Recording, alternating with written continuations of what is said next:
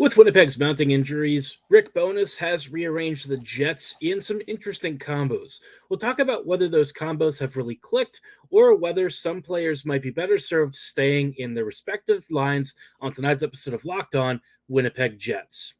You're Locked On the Hockey Jets, your daily podcast on the Winnipeg Jets. Part of the Locked On Podcast Network, your team every day.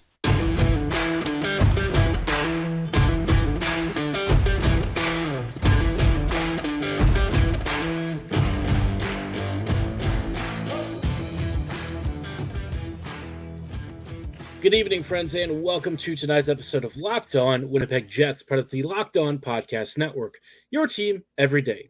I'm your host, Harrison Lee, an avid Winnipeg Jets fan and an online blogger. You can follow me on Twitter at HLLivingLoco and at LO_Winnipeg Jets. Thanks for making Locked On Jets your first listen of the day every day. If you like what you're hearing, be sure to like, follow, and subscribe on all of your favorite podcasting platforms and YouTube. Doing so, of course, is always free of charge and ensures you never miss another episode. Most of all, though, we just love and appreciate your support.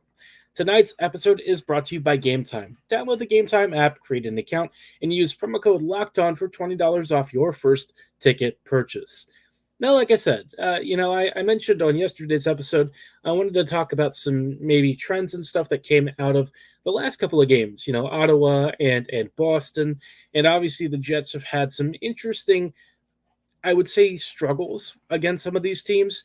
And I think one of the biggest things that I've seen this year is kind of with how Rick Bowness has promoted certain players and really relied heavily on certain depth guys over some of his more established, stars, I would say, right? Let's talk about Iafallo and Appleton. I think both of them are very interesting cases for a couple of different reasons. So the first thing that, Bones has kind of relied upon is when you have, say, a winger who goes down in the top six, right? Who often slides up? Well, we've seen Iafallo used in this role a lot, which is kind of interesting because when everyone is more or less healthy, Bones has kind of put Iafallo on the fourth line. So, in terms of roles and stuff, I think Rick is keenly aware that Alex is more of a depth player than he is a top six scorer, which is odd then that when you have a major injury, say to Gabriel Vilardi, who missed the last game or two, that Iafallo kind of gets the nod. It reminds me a lot of when Appleton would get promoted to the first line as well, which, Mason, I know that there was a thought that maybe he could become kind of like Andrew Kopp 2.0, and I don't really know that has ever really panned out, barring a few flashes where we've seen some really strong play from him. So I think for a lot of, Iafallo and Appleton's careers, we've kind of seen some elevated expectations. Iafallo with the Kings, I thought, was an impressive player. Since coming to the Jets, I feel like his limitations have become a lot more clear, and I can kind of see why the Kings were not as upset about losing him. But all the same, I do have to ask why Bowness often doesn't want to lean on some of the guys like Perfetti and Ehlers. And it's interesting because oftentimes in game, you'll see him make the switch, right? We saw in the last game against the Bruins, things weren't really working with like Connor, Lowry, and Iafallo together. That trio really didn't have a lot of chemistry. And, Iafallo was just struggling to really make an effective impact. And so towards the third period, Bones had kind of seen enough and made the swap to have Connor and Ehlers again together, but I don't know why you wouldn't just do that from the start. I feel like at times when it comes to trying to balance the lineup and sort of have the sorts of skill sets and things that Bones wants to use heavily in games like these, he sort of over-engineers things and makes things a little bit harder on himself. And I know part of it is because Bones has a very clear tier of how he deploys his lines, right? The top line is going to be your breadwinner and get the most time. And then the second line, which is really more of the Lowry line, that's your forechecking line. That's going to get, I would say middle 6 minutes. And then, in the third scoring line, you get this situation where the Perfetti unit tends to be the one that gets shafted with ice time. And I feel like that has really hurt the scoring potential of this lineup. I mean, look, the Jets are still fun and great, and so far it hasn't really cost them.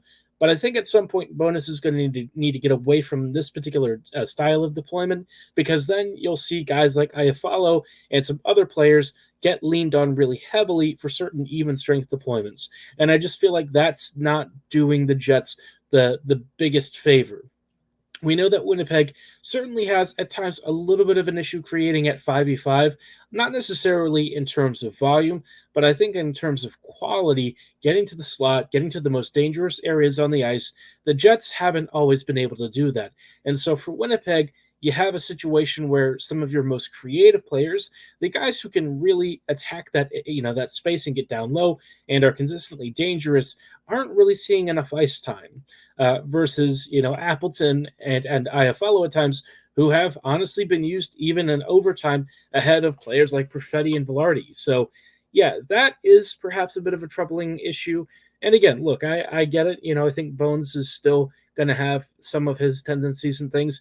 He had a way that he made this work with the Dallas Stars, but I can also kind of see why the Stars fans were okay with him perhaps departing for greener pastures. So again, it's really hard to find a lot that's wrong with this team. In fact, there's only a couple of clear things that need to be fixed. But I think in terms of getting the most out of this roster and making sure the Jets aren't impeding themselves, this is probably something that's worth taking a look at. And if the Jets make like a major acquisition, I could see that issue sort of resolving itself. If Winnipeg acquires like a quality second line center or something, you're suddenly looking at a situation where the Jets might, by virtue of the sheer skill and depth of talent, make those adjustments to the deployments naturally. And, the coaching staff might feel more comfortable putting out the Perfetti line a lot more frequently if there's a guy on the line that, in Bones' eyes, kind of works like a defensive anchor, maybe a middle stat or something. So I think that there's definitely ways around it. The special teams, I don't even know what to do with that. I know the PK looked pretty good against Boston, but let's be real, that might have just been the Bruins, poor play on the power play than anything. As far as the power play is concerned, the Jets just don't really have one. So, yeah, there's definitely stuff that heading into the All-Star break, the Jets are going to have to figure out. I think, the deployments is definitely a big one. And then if Winnipeg can kind of correct some of the special teams gaffes, that would go a long way to at least internally improving and giving Winnipeg decent odds against other situations. So the Jets, like I said, they're in a reasonable spot. It's now kind of fine-tuning the mistakes and getting through to make sure that this team doesn't perhaps make things harder for itself. So in the meantime, the Jets perhaps are getting some really good news. Mark Scheifele and Gabriel Vilardi are skating again, so perhaps our concern about how the lines are arranged might temporarily go away as Winnipeg prepares to take on the Toronto Maple Leafs. We'll talk about what to expect with Toronto and some of the struggles that they've had this year. But before we go any further, I did want to shout out our friends and partners at Game Time. When it comes to buying tickets, obviously, a lot of you are probably used to, having to deal with stuff. And honestly, look, Game Time, they are big fans of all sorts of events. They get it. They have, been to the same sporting events, the same concerts that you have. And you know what? It's a little bit inconvenient at times when you run into a situation where, you get hit with service charges, surprise fees, things that you weren't really expecting. And you know what? You pay for a bunch of these tickets or spend a lot of money on a single ticket, and you find out that the view kind of sucks. Game Time knows your struggles, and they want to make things as easy as humanly possible. They want to give you not only a great value ticket, but also make sure that you know what you're paying for. They have in-venue views, and they also offer killer last-minute sales, flash deals, and so much more. And of course, they're backed by a lowest price guarantee, event cancellation protection, and so much more. Game Time, look, they want to make things as easy as possible. And so if you want to take the guesswork out of buying tickets, buy with Game Time. Right now, all Game Time users can get $100 off a big game ticket with code Vegas100. Terms apply. Just download the Game Time app and use code VEGAS100 for $100 off a big game ticket. Or if you're not going to the game, use code LOCKEDON for $20 off your first purchase. Download Game Time today. Last minute tickets, lowest price guaranteed. Hello, friends, and welcome back to this episode of Locked On Winnipeg Jets, part of the Locked On Podcast Network. Your team every day. Every day, thank you so much for rejoining us on tonight's episode as we are checking in on Winnipeg ahead of a pretty big game against the Toronto Maple Leafs. The Jets haven't exactly been healthy recently, so this honestly is not the best timing for the Jets to have to face Toronto, and not because the Leafs are particularly great, but obviously, anytime these teams play, there's a lot of fireworks, there's a lot of sparks, and the Jets, it always feels like there's an intense, I would say, media focus on these games. And we'll talk about, how the Jets might line up and if we're finally getting our full roster back or if there are still some absences in just a moment. Before we talk about this game, though, just wanted to let you know that Locked On has launched the first ever national sports 24/7 streaming channel on YouTube. Locked On Sports Today is here for you 24/7, covering the top sports stories of the day with our local experts from Locked On, plus our national shows covering every league. Go to Locked On Sports Today on YouTube and subscribe to the first ever national sports 24/7 streaming channel. Now, circling back to the Jets, Winnipeg is going to be facing an unusual opponent because Toronto is one of those teams that has traditionally given the Jets a bit of a run for their money, right? Toronto is a good team.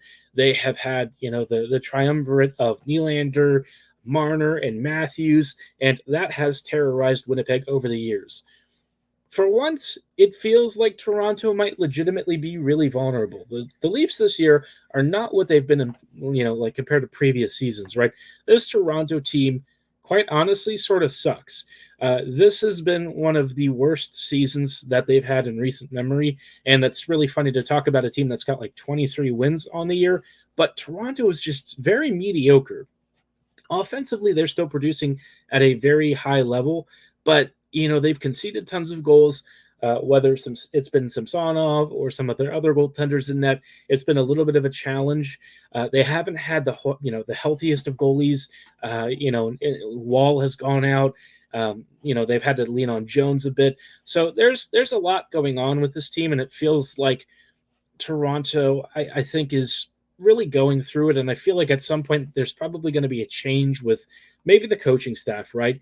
And it's interesting, with Brad Treliving coming in to replace Kyle Dubas, immediately some of the contracts that we saw from Treliving really weren't all that impressive. I mean, he brought in guys like Domi and Reeves, but realistically, right, I think only Domi has probably looked the best of that lot, and it's not like he's been particularly great. So let's take a look at Toronto's lines. How are they going to approach this game? On the first line, we've got Matthew Knees, then Matthews and Marner. Second line is Bertuzzi, Tavares, and Nylander.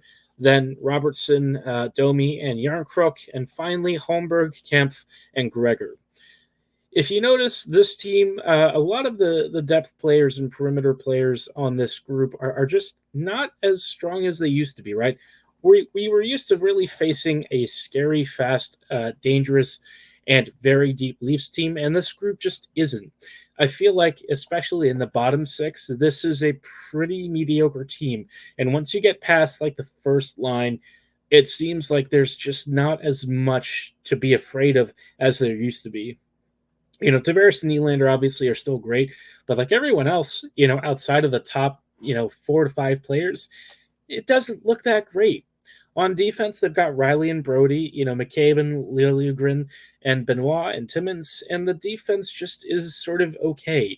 That's the general vibe I get with this team, is that they're decent, but this squad looks like a team that's going to get bounced in the first round, if I'm being honest. Especially if the goaltending starts lagging behind. I mean, I just don't know how this Leafs team is expected to advance and go deep, especially if the Jets are coming into this game, right? They've had some health issues, but it sounds like Scheifele and Vilardi are both well enough to practice in regular jerseys. I think they will probably both be game time decisions, although I have heard that Scheifele was pretty much guaranteed to start this game. I think, the Boston game might have been the Jets maybe resting them ahead of this one because it's a home, obviously a couple of days apart, but for the Jets, taking on Toronto and putting on a good show is really important for them. So perhaps they wanted to rest their best players, get them back to full health, and then kind of go from there. If they both return, the Jets should be reasonably favored. I mean, if you have Hellebuck in that, you have a relatively healthy top nine. The Jets are the much better and much deeper team. And I think the underlying numbers really bear it out. The Jets this year are a lot more consistent. They're defensively stout and a stronger roster all around. Whereas Toronto has been all over the place. They've had games where they've been good. They've had games where they've been trash. And it's really hard to know what to make of not only the lack of depth and the poor goaltending, but the weird role changes and stuff that we've seen Keefe try to experiment with. I think he's changed the way a lot of these guys have played. And I'll be honest, I don't know that it's been for the better. So, yeah, the Leafs should be a vulnerable opponent for the Jets to take advantage of after the disappointment of the Boston game on Monday. This would be a chance for the Jets to kind of come out swinging and again reassert who really the best team in Canada is. And I know that's going to be controversial with Vancouver fans, but I feel like at some point they can just have to slow down, right? They do have to slow down. I hope. Let's be real. That team is scoring at a pretty terrifying rate. But of course, speaking of other teams out there, I thought we'd spend the last couple of minutes just checking in around the league and seeing how some of our brethren are doing elsewhere in the standings. But before we go any further, I do want to shout out our friends and partners at Sleeper. It's almost the halfway point of the season, and of course the Jets have continued to climb. They're in the top 5 of the league. Things are going pretty well, and we've seen just about everything that you can imagine for the Jets to amass one of the best defensive streaks in the whole league. But regardless of where the Jets are in the standings, I wanted to remind you that you could win big by playing daily fantasy hockey on Sleeper, the official daily fantasy app of the Locked On NHL Network. Sleeper is our number one choice for daily fantasy sports, and especially hockey, because with Sleeper you could win 100 times your cash in daily fantasy hockey contests. For those of you who are stats nerds and love tracking all of the best players, whether it's McDavid, McKinnon, Ehlers, Vasilevsky, Makar, Fox, you name it, they've got stats tracked, including saves, plus minus, goals, assists, all that fun stuff. This is where you can put your knowledge of the game to the test. If you can beat Sleeper's projections for a given game, whether it's more or less than Sleeper's projections for a different stats category, you can start winning. And if you get 8 predictions for a given game correct, guess what? You could win 100 times your bet. That's 8 correctly chosen stats categories, and you win 100 times your bet. So start paying attention and nail your picks so you can start winning big. Use promo code LOCKEDONNHL and you'll get up to a $100 match on your very first deposit.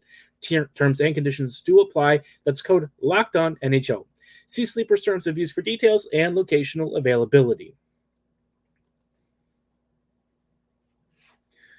Hello, friends, and welcome back to this episode of Locked On Winnipeg Jets, part of the Locked On Podcast Network, your team every day. Every day, thank you so much for rejoining us on tonight's episode as we are wrapping up really quickly with just a couple of quick looks around the league, seeing how some teams are doing, some of our opponents and our rivals, perhaps some teams that we're likely to face pretty soon, maybe some surprises in the standings, maybe some relatively expected outcomes. I would say, the Jets are probably one of the more surprising ones, still sitting atop the Central. Most of the Central has actually played more games than the Jets have, and yet Winnipeg is still sitting in first, which is great. Honestly, I don't care about the President's Trophy. If the Jets get it, that's cool. But the main thing is winning the Central, and so far, Winnipeg looks still on a very good pace to do so. Just a couple of losses recently for the Jets, but otherwise, Winnipeg is still 8-2 in their last 10 games. They have rounded into a little bit of a rut here thanks to some of the injuries and stuff, and I just think general fatigue. But overall, Winnipeg's still one of the best teams, still one of the stingiest teams, and doing well. Behind them in the Central sit Colorado, Dallas, Nashville, Arizona, St. Louis, Minnesota, and Chicago. Now, I have said that the Central, for me, is still one of the best divisions in hockey, and I still think that's the case. I know the Metro has a ton of teams that are kind of in like the 50-point range, but I feel like it's a little bit of a case where perhaps I don't have a lot of trust in some of the teams that are around that point range. I honestly think some of the Central teams might be stronger, even some of the crappier ones like Arizona and St. Louis. I think that some of these teams in a series against some of the squads from out east might actually win out. But also, at the top, right, the combo of Winnipeg, Colorado, Dallas, and Nashville for me is just one of the strongest quartets. Obviously, like the Preds are not like amazing, but this is still a really strong top four compared to say like the Metro Division, right? You look at the Metro, you've got the Rangers, the Flyers, the Canes, the Devils, and that's a really good foursome, but it feels like there's something missing there to where I wouldn't trust a couple of those teams in a deep playoff series. I'm a little suspicious of it, but before we look at before we go out of the West, let's check in on the Pacific because this division is super weird. We've got Vancouver basically running away with it, followed by Vegas, who's kind of going through like an injury crisis right now. Then right behind them, well, I say right behind them, but still a few points back with tons of games in hand, it's the Oilers. Edmonton has really gone on one of the craziest win streaks ever, like 14 straight wins, and they just seemingly have rounded into form at one of the most important parts of the season where you start to solidify your playoff ambitions. And guess who's now trailing them? The LA Kings. The Kings have really fallen off after a very hot first half. Still a deep and very skilled team, but I think there are some questions as to whether or not this team can get going before they start falling into the trap of potentially sliding into a wild card spot. After that, you've got the Kraken, Flames, Ducks, and Sharks. And, not a lot of surprises there. Even with Kraken having a big run recently, has not been enough to get them into a playoff spot. And now they're on a 4-game losing streak. So the Oilers finally resurgent, finally starting to remind people why they were at one point tapped to be Cup favorites. Perhaps one of the teams to really keep an eye out for as we start getting into the playoff picture. Perhaps one of the most dangerous out there, but let's hope that in a potential 7-game series between them and the Jets still come out ahead. Now, out east, we'll start off with the Metro because I was talking about them earlier. New York, Philadelphia, Carolina, New Jersey, followed by the Islanders, Caps, Penguins, and Blue Jackets. Quite a few sellers here that I think the Jets should be interested in talking with.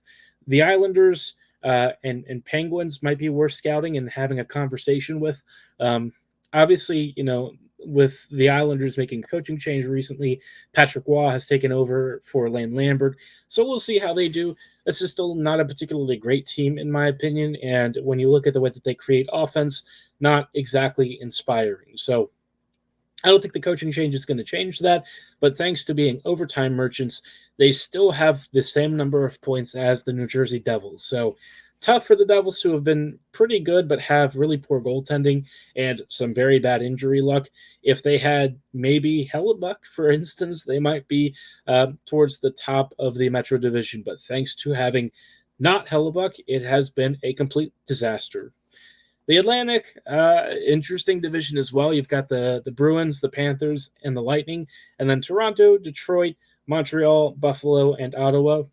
A lot of these are kind of like the usual suspects, but I will say that Tampa Bay has finally started to climb back up the standings. They had a big win earlier this evening, and I feel like the Lightning are one of those teams that just continually get slept on, but I always have a hard time counting them out because it just seems like as the offense clicks and things start to fall into place, as long as they can kind of figure out how to stem the bleeding defensively and with some of the goaltending, this is a scary roster even still. It's not great thanks to some of the injuries and stuff, but Tampa, I don't know, it just feels like every time I watch them, Cooper somehow makes what should be like a Ford Pinto play closer to a Ferrari than it has any right to. So Tampa, they're really reliant on the power play, but still a team that makes me uncomfortable for one reason or another. Definitely, though, the top 2 teams, Boston and Florida, those teams are legit. The Panthers are super fun and aggressive.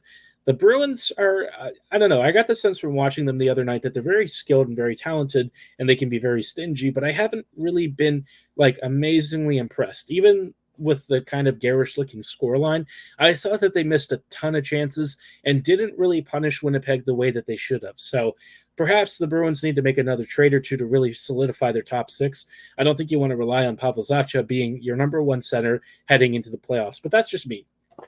This team is still rocking a pretty crazy points total at 67. Again, they just beat the Jets, although I'll be honest, the Jets were having some major injury issues of their own, so let's not, forget that context. But, Yeah, I still think at the end of the day, when I look at the two conferences, I think the cup comes out of the West. You just have too much talent coming out from the Central and Pacific, and I feel like one of those teams is going to be the one that ultimately wins it all. But then again, these teams are going to beat each other up in the playoffs, so maybe that is enough of a leveler for a team from the East to sneak one out. Give me your predictions for the Cup winner in the comments below or at my social medias at HLivingLoco and at LO_Winnipeg Jets. For tonight's episode, that is going to be all the time that we have. We'll have coverage of tomorrow's Toronto game available for you in the evening, so don't go anywhere. Let's hope the Jets come away with a major road win. But like I said, that's all the time that we have for tonight. Thanks for listening. Have a great night. And as always, go Jets go.